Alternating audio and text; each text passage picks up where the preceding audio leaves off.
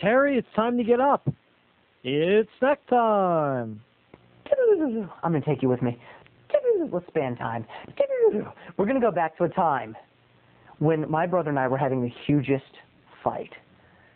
Hugest fight. And it was way after high school. I mean, this is not that long ago. This was right before, well, this is probably a few months before he married his beautiful Filipino bride, Kate. When they were courting. They were courting each other, but they weren't married. Well, Kenny and I were having a lot of disagreements and a lot of fighting. And I just decided it was time to take action and time to remind myself that, Terry, just because you're the younger brother does not mean that you can't practice control over Kenny. It does not mean that you can't muster the strength necessary to give yourself a little feel-good moment. And that feel-good moment was I decided to make Kenny do something that would make him look really bad. And I thought to myself, so I sat down and I made a little list. I said, what to do to make my brother look bad?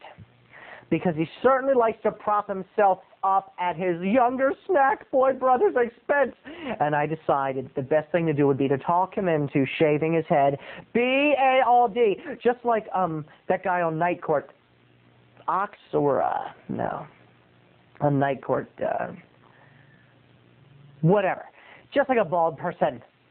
But the difference between my brother and Kojak is that Kojak, you know, Telly Savalas, who's looking at you, baby, who loves you, kid, he with a lollipop, he's got a perfect shaped head for baldness. But us Crummett men do not.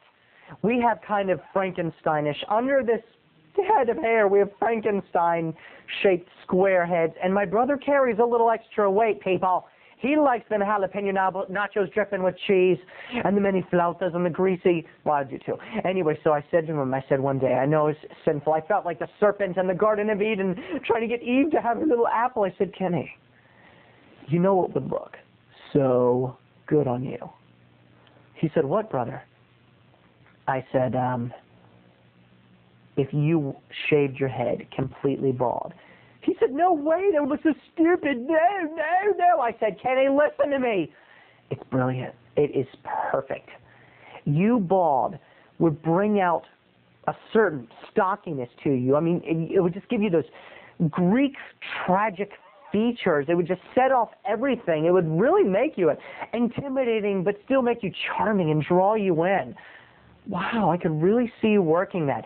It's elegant, it's clean, you could put on that tuxedo and be dressed up, or you could, like, you know, put on a tank top and just be badass, Kenny. I'm seeing it. I really am.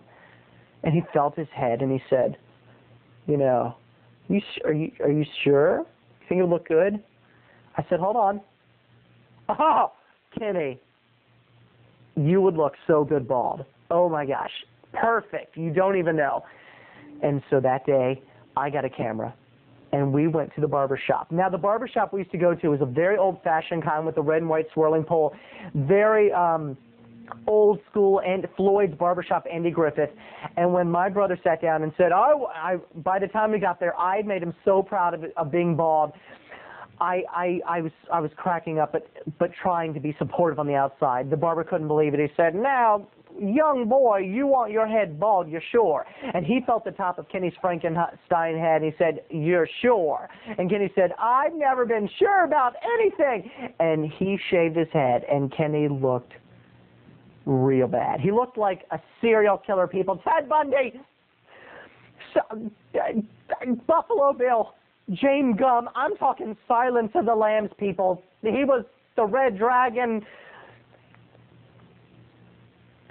I can't even, words cannot describe how serial killer Kenny looked, yet I still made him believe it looked good. I said, Kenny, you look so slick. He said, why don't you shave your head? I said, no, that's okay. It's about you, Kenny.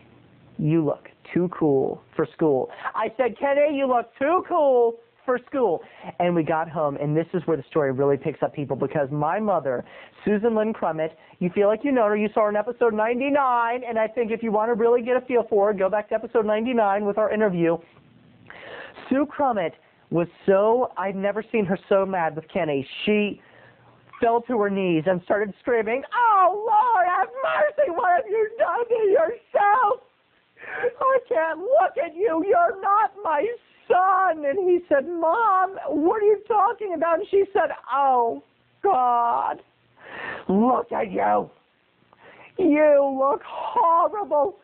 What possessed you to do this? And Kenny turned his bald-ass head and said, Terry told me it would look good. And she said, oh, Lord, have mercy. You jumped. If Terry jumped off a bridge when you follow suit, you look like a cue ball. You look like two ass cheeks stuck together.